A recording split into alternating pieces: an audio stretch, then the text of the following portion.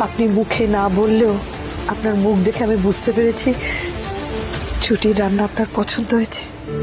ছুটি বলে খাবারটা ভালো হয়েছে কি মন্দ হয়েছে সেটা বড় কথা নয়, কিন্তু ঠাম্মি আর নাতির মধ্যে যে মান অভিমান মিটে গেছে এটাই অনেক।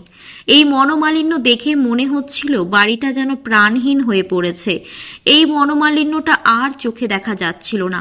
এই দুজনের মধ্যে সম্পর্কটা এবারই সবচেয়ে সুন্দর সম্পর্ক। ঠাম্মি আর নাতির মধ্যে খুনসুটি না হলে মনে হয় যেন বাড়িটা একদম প্রাণহীন। ঠাম্মিকে অভি বলে, আমাকে ক্ষমা করে দাও ঠাম্মি, আমি জানি ছুটির হাতের এই খাবারটা তোমার খুব ভালো লেগেছে। ঠাম্মি বলে ছুটিকে, শুধু রান্না বান্না করলে হবে না, রায়বাড়ির বউয়ের কিছু দায়িত্ব কর্তব্য আছে। আগামীকাল আমাদের বাড়িতে রাধাকৃষ্ণের মূর্তি প্রতিষ্ঠা হবে, অনেক বড় দায়িত্ব, পারবে সেই দায়িত্ব নিতে তুমি? ছুটি অবাক হয়, ঠাম্মি আমাকে এত বড় দায়িত্ব দিতে চাইছে? ঠাম্মি বলে, দায়িত্ব নেবার আগে কিছু কথা শুনে রাখো।